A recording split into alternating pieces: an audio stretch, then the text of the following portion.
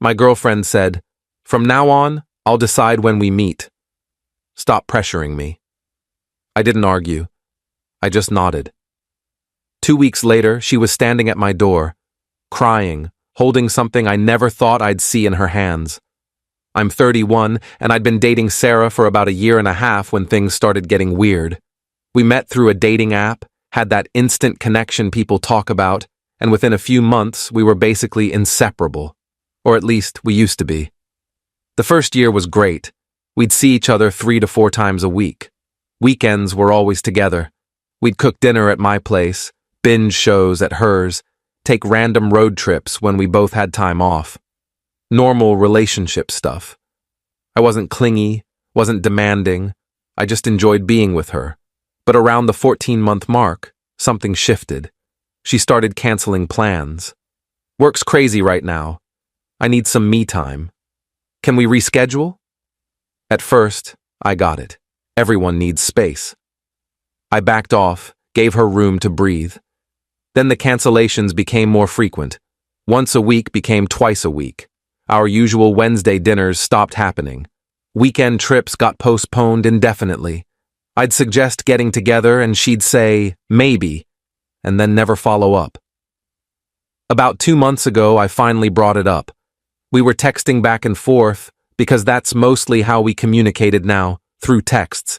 And I said something like, "Hey, I feel like we haven't really spent quality time together in a while. Want to plan something for this weekend?" Her response came 20 minutes later. "I've been meaning to talk to you about this.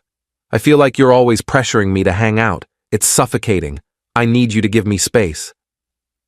I stared at that message for a solid 5 minutes. Pressuring her? I'd been bending over backward to be accommodating. I'd canceled my own plans multiple times to fit her schedule. I'd driven across town at midnight because she said she wanted to see me, only to have her fall asleep before I got there. I typed and deleted 3 different responses before finally sending, "I didn't realize asking to see my girlfriend once a week was pressure. Can we talk about this in person?" That's exactly what I mean. You always want to talk in person. Sometimes, I just need space to process things on my own. "Okay, so what do you want from me?" "I want you to stop asking when we can meet. From now on, I'll decide when we get together. I'll reach out when I'm ready. I need you to respect that." I sat there in my apartment, phone in hand, feeling like I'd been punched in the stomach. Part of me wanted to argue, to tell her that's not how relationships work. But another part of me was just tired. Tired of feeling like I was chasing someone who didn't want to be caught. So I wrote back, "Okay, I'll wait for you to reach out. Thank you. I really appreciate you understanding," and that was it. I put my phone down and went to bed. Update 1. The first few days were the hardest. I kept wanting to text her, to check in, see how her day was going, share some stupid meme I saw, but I didn't. She'd set a boundary and I was going to respect it. Day 3, I got a text from her. "Hope you're having a good week," I replied. "You too." That was the extent of our communication. No follow-up, no plans, just a courtesy check-in that felt hollow. By day 7, I realized something. I felt lighter, less anxious. I wasn't constantly checking my phone, waiting for her to respond or confirm plans. I wasn't rearranging my schedule around her availability. I was just existing. Going to the gym, meeting up with friends I'd been neglecting, picking up hobbies I'd put on hold. Day 10, she texted, "Miss you." I didn't respond right away. I waited about an hour, then wrote, "Miss you too. Want to do something this weekend?" And there it was, the test. She was reaching out, which is what she said she wanted. But something felt off, like this was a trial balloon, seeing if I'd come running back.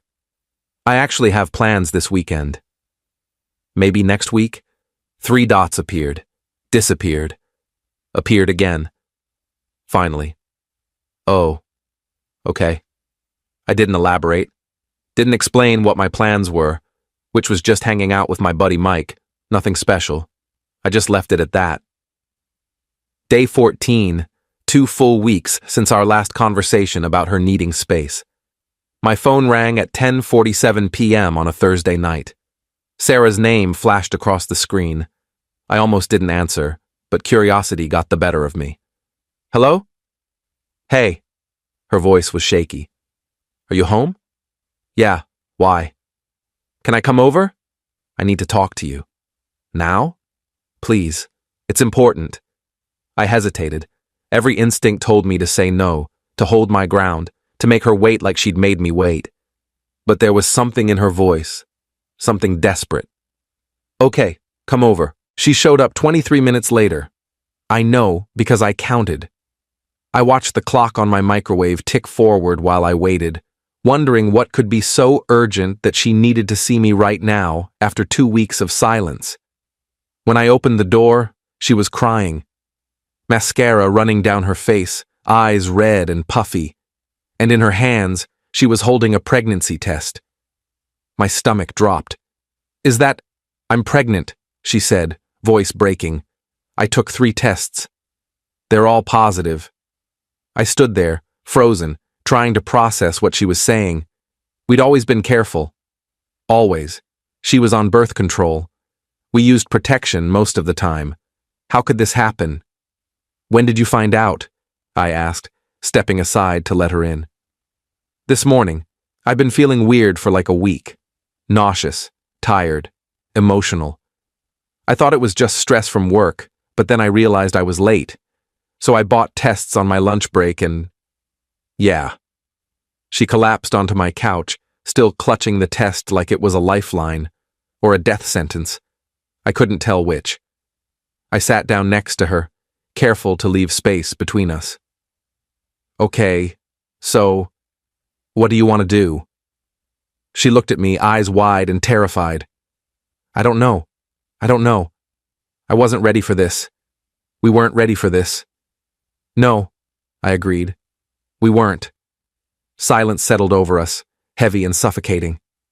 Then she said something that made my blood run cold. I don't know if it's yours. Update 2. I felt like the air had been sucked out of the room. What? I don't know if it's yours, she repeated, quieter this time, like saying it softer would make it hurt less. What do you mean you don't know?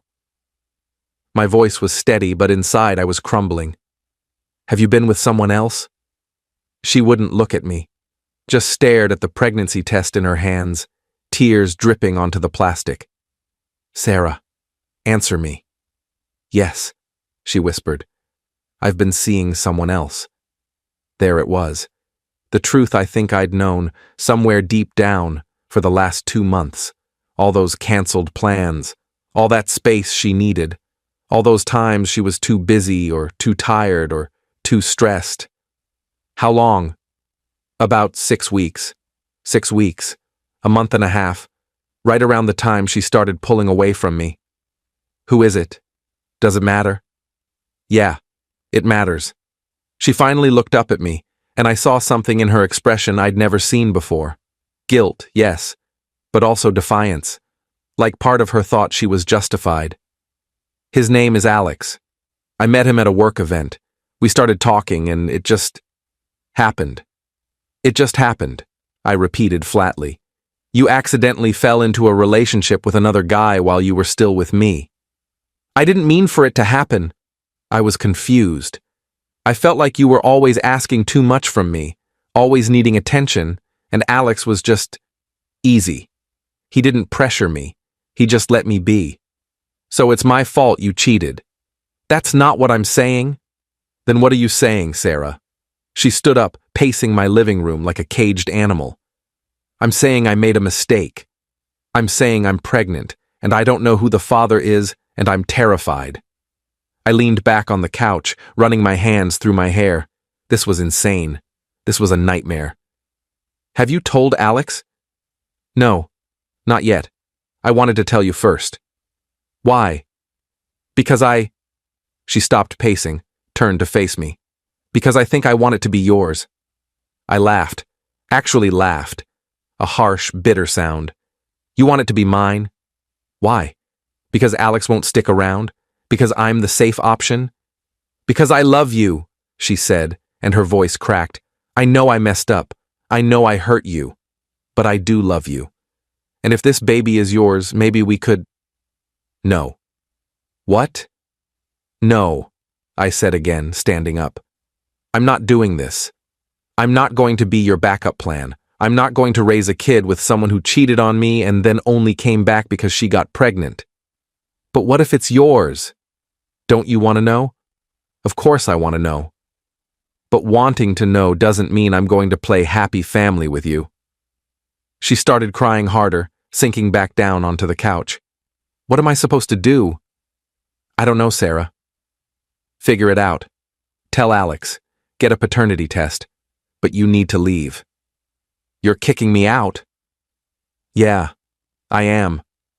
She stared at me like she couldn't believe what she was hearing, like she'd expected me to forgive her, to welcome her back with open arms, to fix this mess she'd created. But I was done. Update 3. She left around midnight, still crying, still holding that pregnancy test. I closed the door behind her and stood there in my empty apartment, trying to process everything that had just happened. I didn't sleep that night. Just lay in bed staring at the ceiling, replaying the conversation over and over. She'd been cheating on me for 6 weeks. 6 weeks of lies. 6 weeks of making me feel like I was the problem, like I was too needy, too demanding. When really, she was just trying to justify her own betrayal. The next morning, Friday, I called in sick to work. I couldn't focus. Couldn't think about anything except Sarah and Alex and the pregnancy test. Around noon, my phone buzzed. Text from Sarah. Can we talk? I didn't respond. Another text an hour later. I told Alex. He wants to meet you. I stared at that message for a long time. Alex wanted to meet me. The guy who'd been sleeping with my girlfriend wanted to have a conversation. The audacity. But curiosity got the better of me. I texted back. When and where? Tomorrow, 2 p.m., coffee shop on Main Street. Fine. Saturday came. I showed up at the coffee shop 10 minutes early, ordered a black coffee, and sat at a table in the back corner. At exactly 2 p.m., a guy walked in. Mid-30s, tall, dressed business casual. He scanned the room, made eye contact with me, and walked over. You must be… He trailed off, clearly unsure how to address me. Yeah, I'm him. He sat down across from me, looking almost as uncomfortable as I felt. I'm Alex. I know. Awkward silence. He fidgeted with his coffee cup. I just waited. Look, he finally said, I didn't know about you when Sarah and I started, whatever this is. She told me she was single. She lied. Yeah, I figured that out yesterday when she showed up at my place crying about being pregnant. Did she tell you it might not be yours? He nodded. She did. And I told her, I'm not ready to be a father. I'm not ready for any of this. We've been seeing each other for less than 2 months. This wasn't supposed to get serious. I almost felt bad for him. Almost. So what do you want from me? I want to know what you're going to do, if the baby's yours. I don't know yet. I'm waiting for her to get a paternity test. And if it's yours, then I'll deal with it. But I'm not getting back together with her, if that's what you're asking. He looked relieved. Good. Because I'm not either. We sat there for another few minutes. 2 guys who'd been played by the same woman, trying to figure out how to navigate the mess she'd left behind. She really did a number on both of us, Alex said finally. Yeah, I agreed. She did. Final update. It's been 6 weeks since that night Sarah showed up at my door. 6 weeks of waiting, wondering, and trying to move on with my life. She got the paternity test done 3 weeks ago. One of those early prenatal DNA tests that can determine paternity before the baby's born. She texted me the results last Monday. The baby isn't mine. I read that text sitting in my car after work, and I felt this overwhelming wave of relief wash over me. Relief mixed with sadness, because part of me had wondered what it would have been like, but mostly relief. I texted back, "Okay. Thanks for letting me know."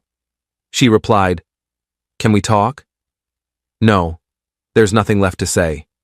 I hope everything works out for you." I blocked her number after that. Blocked her on social media too. Complete clean break. Through a mutual friend, someone who's stayed neutral through all this, I heard that Sarah and Alex tried to make it work for about 2 weeks after she got the results. But it fell apart fast.